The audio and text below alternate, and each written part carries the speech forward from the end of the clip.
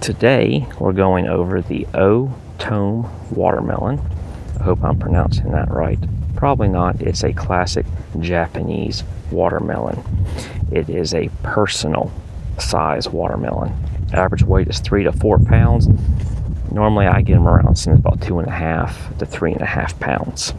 They are going to be probably your earliest season watermelons, which is great, your first watermelon of the season. And for people who are northern climates, I'm in zone 7B, people who are farther north and have shorter seasons, this is a perfect watermelon to grow. They're a pink flesh, they're sweet, just a great watermelon to grow.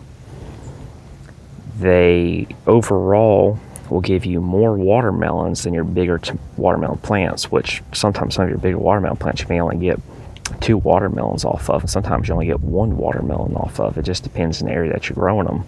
Versus this, you'll get 2, 3, sometimes even much as maybe 4 watermelons off of 1 plant.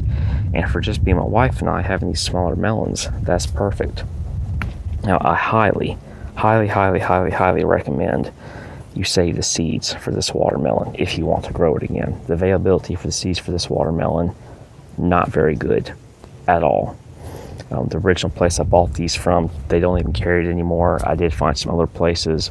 I just did a quick search before this video, and I saw Etsy was carrying some, which, believe it or not, Etsy is actually pretty good for buying seeds from, because there's so many places that save seeds and resell them. But there's a few other places, and they're about $3, which is cheap, but there's only like 10 seeds in a pack. And like I said, the availability is only very few places, so please save the seeds for these if you want to regrow them.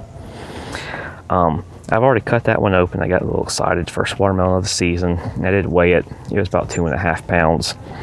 So let's get a little closer to see what this guy looks like. Just a beautiful pink flesh watermelon. It's not too seedy. I mean, it does obviously have seeds in it, but it's not like a giant seed pit. The flesh is, crisp. It's somewhat juicy, but not overly juicy. Like, water doesn't just pour out of these things like some watermelons do, which I actually prefer that they're a little bit on the drier side. But what I wanted to do with this video is I wanted to show you when to pick them. That is like the hardest thing with watermelons. When in the world do you pick a watermelon? So I'm going to show you what I've learned after many years of trial and error of picking watermelons. And I do find these watermelons tend to be a little more reliable with this.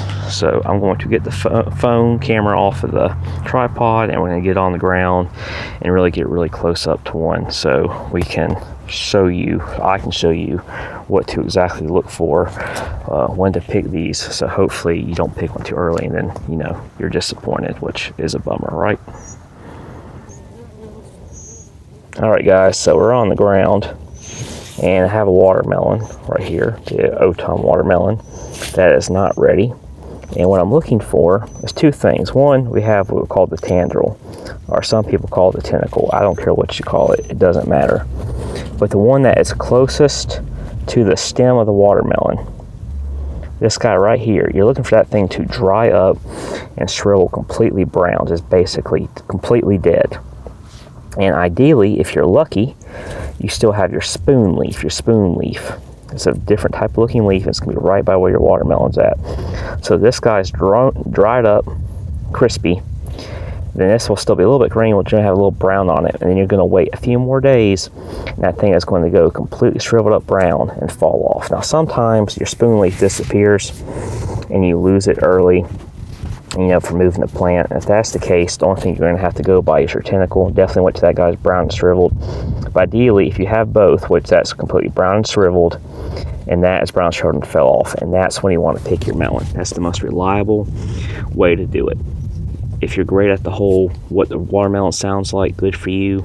I don't find that to be a reliable method, just have not had good luck with that. But going by the tentacle or tendril and a spoon leaf, dried up, shriveled, that is the best way to know when to pick a melon. Looks like the bumblebee is a little interested in the melon as well. Alright guys, quick video. Until next time, but hope this helps grow the Otome watermelon. You won't be disappointed.